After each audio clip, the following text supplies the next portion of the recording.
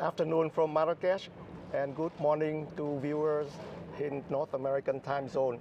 My name is Hung Tran, non-resident senior fellow of the Atlantic Council Geo-Economic Center.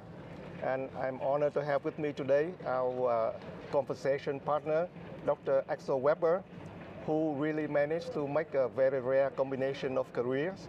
He used to be the chairman of UBS, the major international bank, and in that capacity, chairman of the board of the Institute of International Finance. Before that, he was the governor of the German Central Bank, Deutsche Bundesbank, and also member of the governing council of the European Central Bank. And before that, he was a very well-known professor of economics at the Frankfurt University. So welcome, Axel, to our session.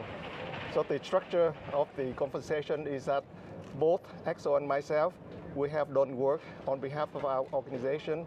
Axel is also co-chair of the Multilateral Reform Working Group of the Bretton Woods Committee. So each of us will present findings and some conclusion suggestions from our research and study. And then we will exchange observation and comments on each other papers. And then after that, we will get into a discussion to explore the variety of dimensions and ways when we talk about reforms of the Bretton Woods institution, basically the World Bank and the IMF. So with that, let me spend the next minute or so to very quickly summarize the paper that I put out, which is one of the series of 4 papers, which the Geo-Economic Center released this week in Marrakesh, looking at different aspects of reform. So basically, the title of the paper is How Can the IMF Navigate Great Power Rivalry? Because we live in an era where geopolitical competition and conflict is accelerating and is heightening every day. Events show that the war in Ukraine, the bloodshed in Israel and Gaza is really contributing to this sense of unease, and things are moving very quickly toward difficulties. So in that environment where the competition between the great countries, particularly US on the one hand and China on the other hand, have led to fragmentation of the global economy, fragmentation of the financial system and markets, have really increased mistrust instead of mutual trust. And that will have significant implications for the work of international organizations, which at the end is based on international goodwill and cooperation of the countries in the world as their members. Therefore, the impact of this geopolitical tension will impact the IMF in 3 major ways. They are related, but they are slightly different. Number one, the lack of trust and even hostility among the major countries, the major shareholders of the institution, and basically US and China will make it very difficult for any agreement to be reached in terms of reform the institution. In the case of the IMF, the major reform would be to change the way it is being governed, which is in the eyes of many developing countries over time is unfair, because it reflected the situation 75 years ago when the IMF and the World Bank were launched at Bretton Woods conference. But to change the voting power, the decision-making process in the institution really requires trust and cooperation among the major shareholders. Lack of trust will really make it impossible for any agreement to change the relative voting powers. That means the US, Europe, the Western countries right now enjoying majority or large share of votes. The developing countries, including China, feel that their voting power really failed to be commensurate with the growing weight of their economies in the global economy. But it is really impossible for the Western powers to, at this point, ceding control of the institution or more say to other countries, particularly those perceived to be not friendly to them. So that is the number one problem of blocking any meaningful reform of the IMF. Even smaller initiatives like the new distribution of special drawing rights SDR after the $650 billion equivalent distribution last year some organization and civil society outfit are calling for a new one to give more liquidity and money to developing countries. That would be also, in my view, difficult to do now with the heightened tension. So that's one problem. Second problem is that given the distrust and the competition, de-risking is becoming the instrument of choice, both by the US and Europe, but also China, in terms of reducing vulnerability and dependency on each other, safeguarding their perceived national security. So things like sanctions, control of import and export, tariffs, control of investment, going out, going in, become the norm. And even among the G20, which should have set the example for free and cooperative trade, by now more than 60% of the export of the G20 countries are vulnerable to some form of controls by other G20 countries. So we are getting to the situation where instead of a free, open market, free trade, the orthodoxy or the economic template that the IMF uses to advise its members to put conditionality on its lending to members in distress is become a problem.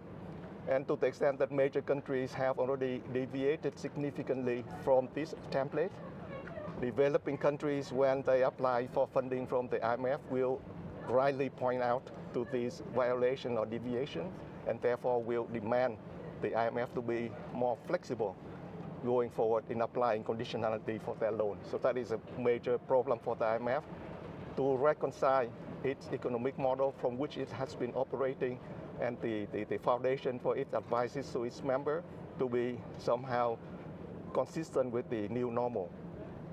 Number three, all of these fragmentations that I briefly described already has an economic cost in terms of loss, economic efficiency, higher cost of doing business. So basically a stagflation situation, lower growth, rising and high inflation.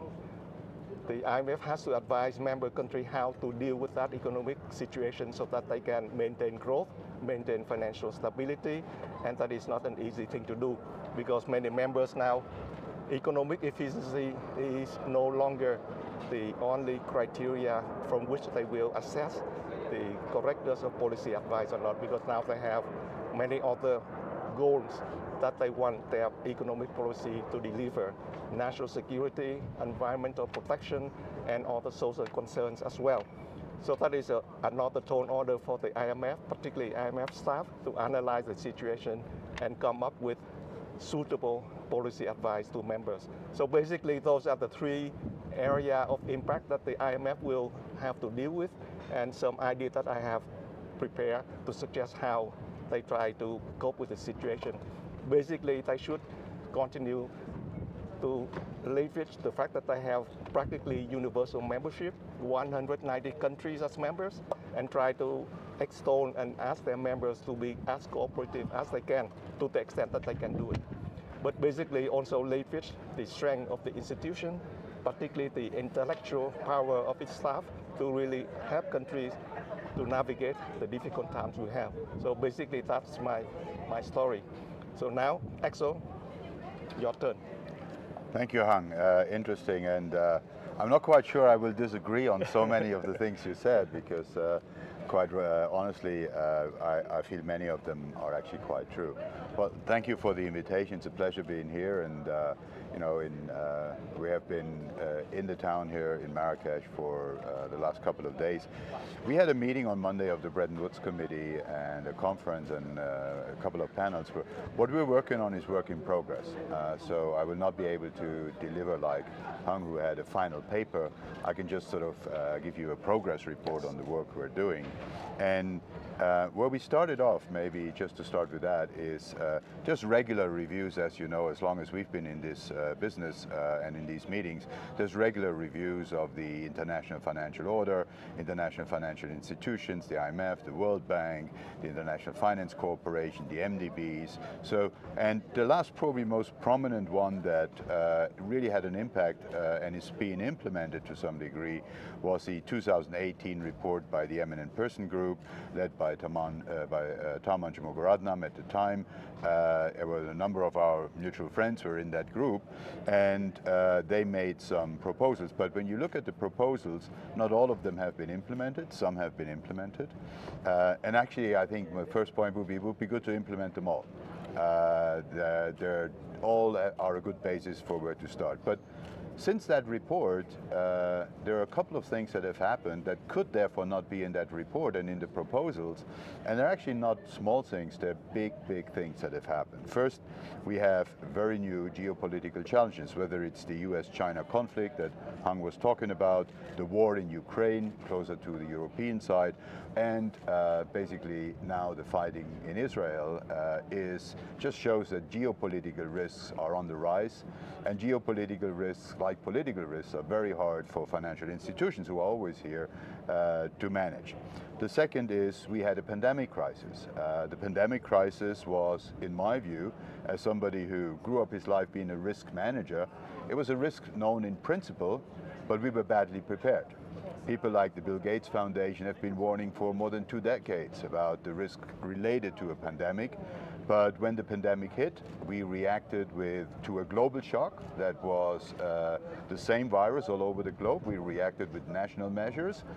We closed borders. We ring-fenced vaccination. So we did all the things that are wrong in reacting to such a shock. And unlike the IMF and the World Bank, who are at the core of financial crisis fighting, the United Nations Health Organization and others didn't do the same kind of deliverable for coordination at the time. We're in the middle of a climate crisis. The climate crisis is also a risk known in principle for many, many years. What is lagging is not the intellectual understanding of climate change. What is lagging is action to fight it. And the final one is really cost of living crisis and the rise of inequality. Hung referred to it. It's the same thing. And there is a re-emergence of financial stability risks. So let me be because I don't want to be too long. As we are bordering onto the strongest, most pronounced and most coordinated globally rate hike cycle of central banks to fight inflation and that impact on the cost of living and on the poorest on this planet, we're talking about using some of the money of the IMF and the World Bank to fight climate. There are actually proposals which want to redirect some of the SDRs, unused SDRs, to the fight against climate. Let me be very clear. The fight against climate needs new money. It cannot be won by rerouting climate money away from financial stability funds that have been dedicated to the World Bank and to the IMF.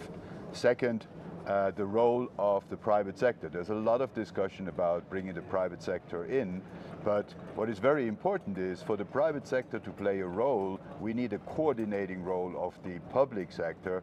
And as Hung was saying, as public sector collaboration at the global level is reduced, we're going to have some problems in really getting those organizations to play the same role that they could some time ago.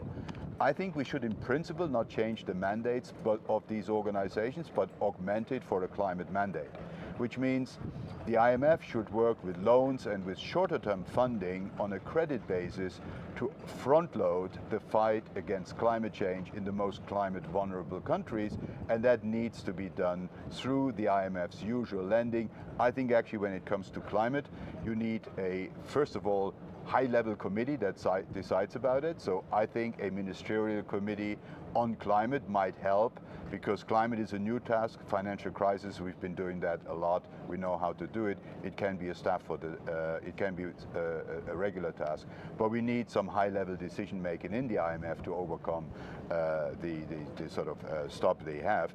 Second, and for me, the World Bank also needs more endowment. The World Bank is the one that can give long-term grants. They can foster investment projects. So we need new money. And we are just as a label, want to make sure you can't use the standard SDRs for fighting climate.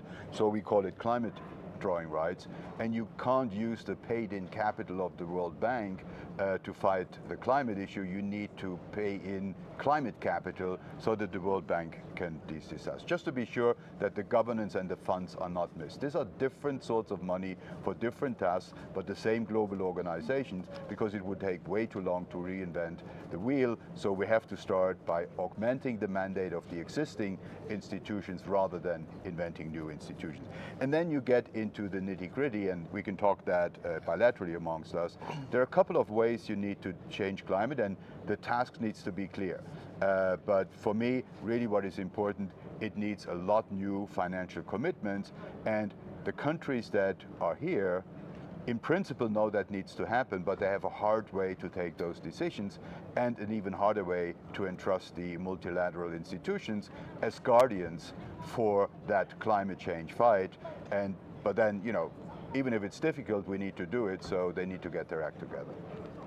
Well, thank you very much, Axel. So let me start round two, where you and I can exchange observation and remarks on each other ideas and proposal. So let me start by asking you the key questions. We know that climate change, mitigation actions, and then green transition are very important. And as President Ajay Banga said in his speech at the plenary session, another period of emission-heavy growth simply cannot be afforded. We just cannot go on the way we have in the past 70 years. Right. But the amount of money, resources that will be required to really fund these mitigation activities, build the infrastructure for a new green energy future, phase out the legacy assets of oil and gas and so on, is huge. You come up with different estimates. One by Wood Mackenzie, 2.7 trillion per year, each year, 2.7 trillion new money on top of what has been spent per year, needed until 2050, so as net zero emission goal can be achieved. Otherwise, forget the 1.5 degrees Celsius limitation of temperature increasing. Where do we get that money? Because we look also in this meeting in Marrakesh, the IMF, the World Bank come out with reports, analysis, assessment of future growth prospect. All say that countries have already too high budget deficits. Government debt's already too high and rising. Interest payment already very high, particularly for low-income country. Sometimes half of their revenue is going to pay interest instead of education, social welfare, healthcare, and so on. That means it's very difficult for governments to find net new money to put into the anti-climate funding pot, even for themselves, let alone for them to give to developing countries as financial assistance. They promised $1 billion a year 10 years ago, and they haven't even fulfilled that, let alone $1 trillion. So number one, where do we get the money? Not from governments. However, when you talk about catalyzing or mobilizing private sector investment, I think the risk here is that the hope is too high and people are too optimistic about it. Even President Banga in his speech referred to something like 6 to 10 times leverage with new lending from the World Bank. So $1 lending, new lending from the World Bank, because of all of the balance sheet optimization that he will do, he hoped to get 6 to 10 more dollars from the private sector. Unfortunately, looking back, the reality is that public lending $1 can deliver $0.7 or 70 cents, not 6 times, less than 1 time. So therefore, private sector money is there. There's a lot of savings running around, but how to channel them into anti-climate financing is very difficult. So my question to you is, realistically, how should we go about really making a serious effort in really getting the money? Because talking about big figures will not solve the problem. Yeah, look, it's been a favorite hobby horse at these international meetings of everyone to talk about big numbers and big tasks. I tend to sort of, having sort of had an operational responsibility in running a bank, I tend to break things down to stuff that can be decompartmentalized and understood, and then look at the money is the last step rather than the first step. I think there's too much money up front discussion. What needs to be done? When it comes to climate, there are actually 4 work streams we need to do. The first one is expanding the supply of clean energy. And the second is really decommissioning existing coal-fired power plants in largely the emerging markets and the poorest countries, because they're largely based in coal. 80% of that transformation needs to happen in Southeast Asia. Third, we need adaptation action to counter global warming, and last not least, we need protection of the global commons. So if you add all of this up, there are a number of work streams, but the actors in these work streams are different. All in, my calculation is actually somewhat higher. I think we need around 120 trillion of money to fight this till 2050 in order to be compatible with the net zero commitment that everyone is making. 120 trillion is roughly the size of global GDP. For a 20-year journey, which is ahead of us, you can actually break this down to 4% of global GDP every year, which, given where global GDP is, we're somewhat north of the 2-point-something trillion you mentioned, so take 4 as a more safe number to get it done.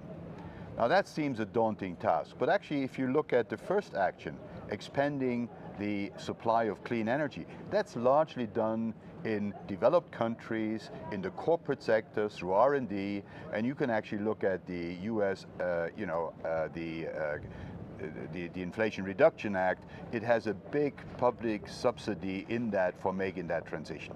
The second one, getting countries to decommission coal-fired plants. It's very clear that as we make progress on clean energy, we need to be able to transfer that technology into emerging markets. The worst thing that could happen to us is what happened with vaccination, that the countries that started vaccination will use all that technology first for themselves and will be standing in the way of exporting it globally. It happened later, but here we need a clear transmission of research in clean energy into emerging markets, and at the same time, only to the degree that we install that in projects on the ground, we can switch off coal. We can't switch off coal and expect these countries to suffer in their growth. The third one, adaptation action. Well, there are many national programs for adaptation action that put a lot of money at the level of the national players and national industry at work. What we need in the emerging markets is that mature countries must be able to one-for-one either invest $1 at home or in an emerging country and have that recognized towards their sustainability goals in achieving them. Because honestly, the additional dollar invested in Germany or in Switzerland for getting clean energy has such a low multiplier, because it's already very clean energy, that investing it in emerging markets will have a much bigger global reduction effect, and we just need to incentivize countries to not just invest at home but abroad. I take your point. Collaboration at the moment is so low that that's a wishful thinking, but we need to work on it. And last not least, the global commons. They happen to be placed in some of the poorest nations of the world, but they're a global common. So we need global guardians for these global commons, and we need the global institutions like the World Bank and the IMF to play the guardian role in financing that. And again, it's a common global good.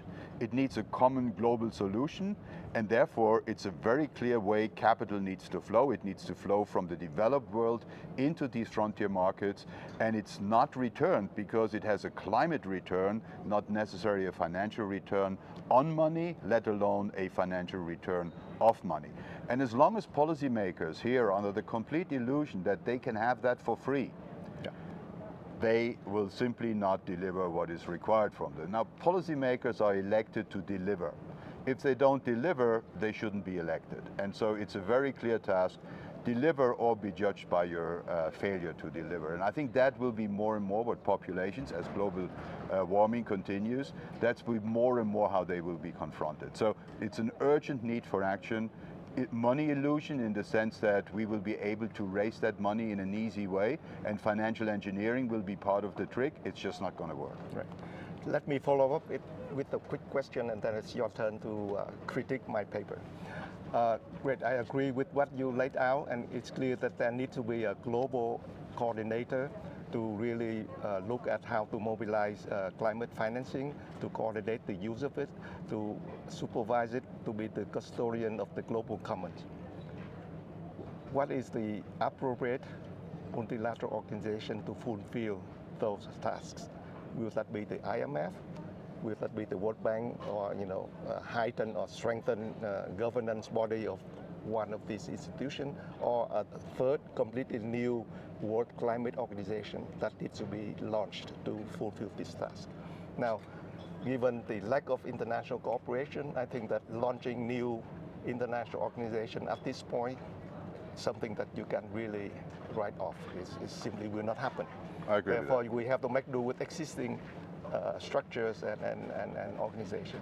So World Bank or IMF, what is the choice? And in my personal view, I think that the World Bank really has more natural affinity to really look into these kind of long-term development, financing, anti-climate change, green transition, and so on, rather than the IMF, which is really the main focus is looking at economic risk, financial stability risk, and how to deal with them and provide emergency financing to crisis to get country out of crisis, but not long-term development financing. So what is your view?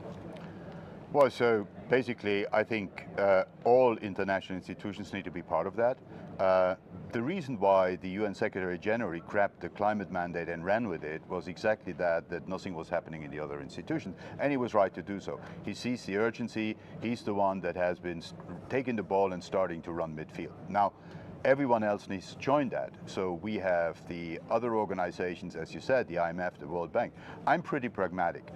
What it needs upscaling these institutions, but it also needs uplifting the decision processes in these institutions. To be pragmatic, I think where I would start is the Development Committee.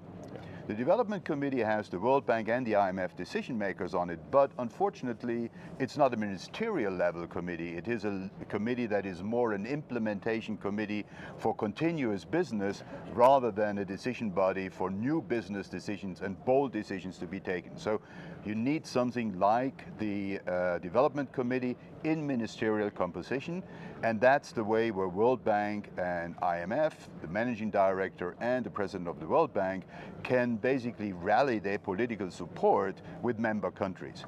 Then this needs to go, after it's agreed in principle, in a division of labor between the World Bank and the IMF, and there's no point to reinvent the wheel. Yeah. The IMF should be the upfront financer through shorter term money that is lent to get action going, and then the World Bank needs to come in a broader sense and put money and people on the ground to help with the expertise of implementation. The IMF probably needs an uplift in its own decision structure, and I think something like the IMF Council at a ministerial level could be such a decision body, because it will exactly do, to your point before, it will somewhat uncouple the action on climate at the IMF from the quota discussion and all the complications we have around SDR allocation. It would still be an SDR-based organization, but we need sort of new guys on the block that can take decisions and don't have to wait till the quota discussion at the working level sort of gets together. And that would be my governance structure, but then it needs a mandatory seat for the United Nations, it needs a mandatory seat for the other institutions, the World Health Organization, and it needs probably some specialized organization to monitor the global commons in the sense of an environmental policy. This is not about money, this is about the environment, and the institutions that we talked about are financial institutions that can help finance that glide. The quality needs to be assessed, but adding an institution with a new remit to an existing infrastructure that has started working is easier than waiting for that institution to be the core of that. I think here we probably reach unanimous agreement. I think that I agree that the Development Committee, already being a joint IMF World Bank Committee, can be really uplifted, strengthened at a higher senior level, and given really a clear mandate to coordinate, to support, to push forward, to mobilize support for climate financing. So let's agree on that point.